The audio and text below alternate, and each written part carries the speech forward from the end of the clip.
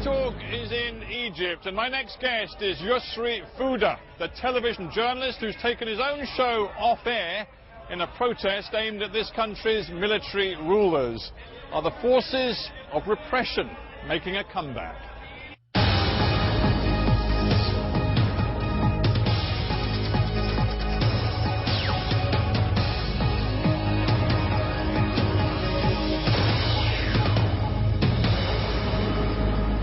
Yosri, Fouda, welcome to Hard Talk. Thank you so much, Steve, for having me.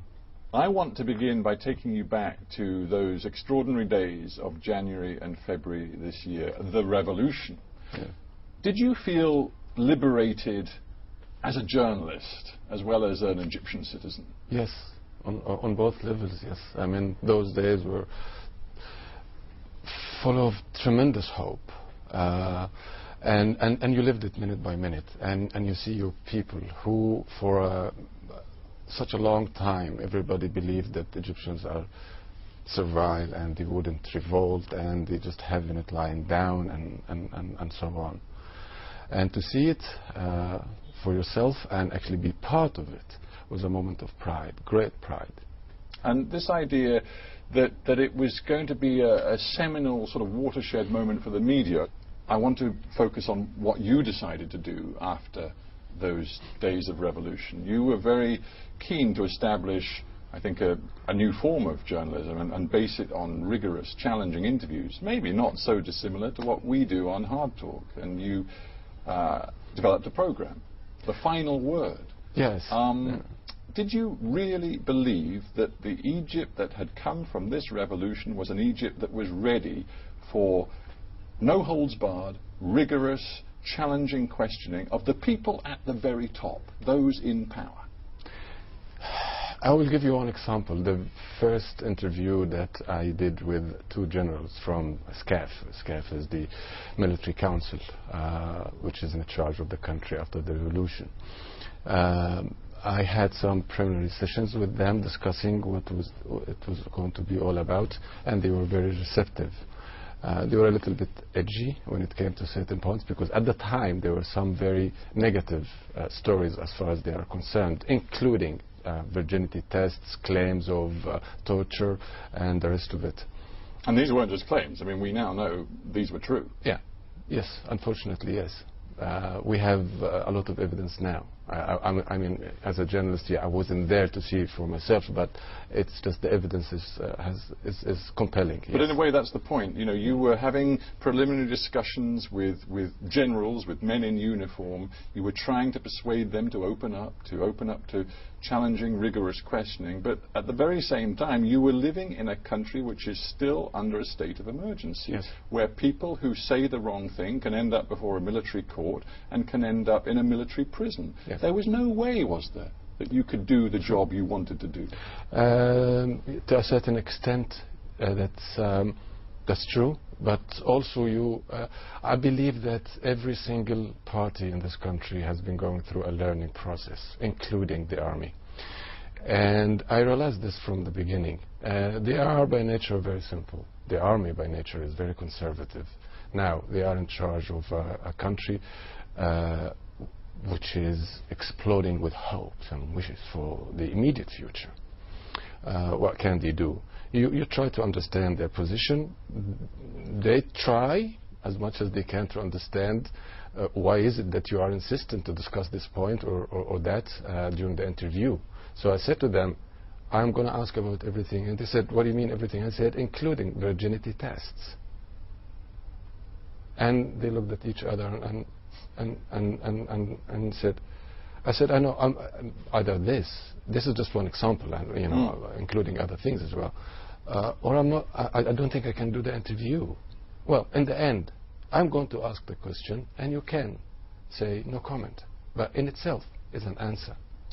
That was then, and we're going back a few months now, but in the more immediate past, and indeed only just a few hundred meters from here, we've had a truly terrible event. I mean, many people call it the Maspero massacre. Yeah. We saw more than 24 Coptic Christians killed, it seems, by the security forces. All of the video evidence and other evidence suggests that is the case. Now, as a result of that, there has been, it seems, a new crackdown on freedom of expression. How did that manifest itself for you? It's been coming for a few months now. Basically, to cut a long story short, sometimes indirect pressure is much worse than direct pressure. And what do you mean by indirect pressure? You have two paradigms in terms of media ownership in Egypt. The directly state-controlled paradigm, and so easy for whoever happens to be in power to control it. And that paradigm, which started in Egypt a few years ago, privately owned media, some newspapers, some satellite channels. And I'm part of that. And we've been really struggling, whether under Mubarak or actually indeed now. The only difference between the Mubarak era and those few months after the revolution is that the Mubarak era got used to that, and they were a little bit more clever playing with the privately owned media. Now, I'm afraid you are going through the whole process over and over again with the military. Here you sit representing on TV, as you say, owned by one of Egypt's richest men, doing your interview show. After the Spiro incident, you want to put together a show which analyzes the army's reaction, involving one of the leading opponents of the military regime, the writer Ala Aswani. The plan is there for the program, and then at the last minute you pull it. The program never happens. Why? There were some direct reasons, but also, to be honest, accumulation of so many things. I mean, that particular story started a day earlier when it was announced that two SCAF members, two military generals, were going to appear on another channel with two of my colleagues. So I called the head of the channel and said, it's going to be a waste of time actually to go, because it goes almost at the same time, my show. Everybody will be watching. I would like to watch. So I announced on Twitter that we're going to repeat an old episode, because I would like everybody to have the chance to watch the generals. Tomorrow we'll have the analysis. And then I announced that Ala al-Aswani and Ibrahim Isa, who was actually one of the two colleagues interviewing the generals. The day after, which was the day where we were supposed to analyze that, you started to feel the heat coming through from different directions. No, this is where it gets important. What do you mean by heat? Are journalists like you today in Egypt directly threatened? They wouldn't do it directly. They would. This is what really gets me, and this is why actually I'm making this stance, because they would love to have the cake and eat it. They would love for you to exercise self-censorship and, you know, get in line without even getting their hands dirty in the process. And I have an issue with that. If you don't like what I report, come out and say, I don't like what you report, I suspend you. And that's what I wanted to do.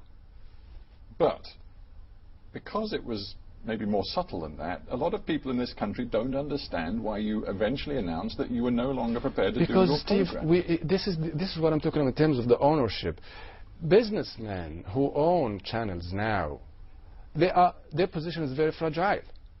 Well, let's be very honest about this. Your channel is owned by Naguib Sawiris, one of, if not the richest man in the whole of Egypt. Are you saying to me he was not prepared to back you taking on and confronting the military rulers of this country? No one can do that. Everybody has a limit. This is a word of credit, actually, that Naguib Sawiris has always supported me, never intervened in my work, never told me what to do or what not to do. Always left it to my judgment to do it my way. This is why I volunteered until the very last minute. The head of the channel was actually begging me to go on air. I said to him, no, somebody has to draw the line somewhere. Because if they don't, I mean, for God's sake, they went into a channel with machine guns on that bloody Sunday.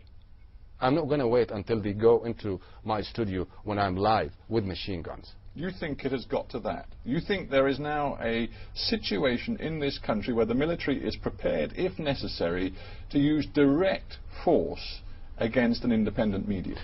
I believe that is not a zero-sum game. This is why I am making my stance in the fashion that I'm making it. I don't want to destroy things.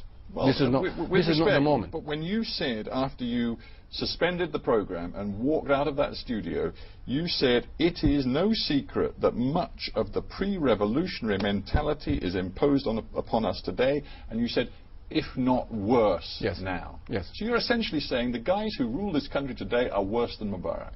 In the sense that they don't have the experience that the Mubarak regime had. Both are bad, and I have to say it. When you don't believe in... if you're afraid of a camera, then you must have something to hide. It's as simple as this. This is number one. And if you don't believe in the freedom of the press, and you still try to convince me that you are backing a revolution, I would say to you, I'm sorry.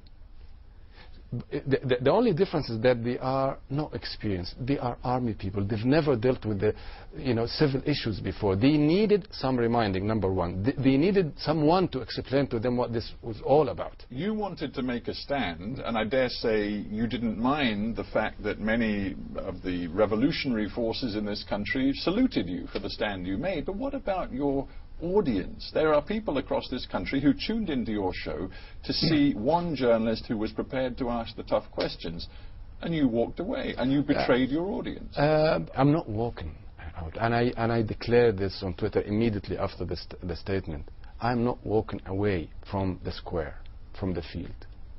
I'm making a stand, and I'm coming back. I'm giving SCAF, the military, a chance to come up with some sort of a statement or whatever they, can. But hang on, they already have. I mean, first of all, I spoke the other day to the information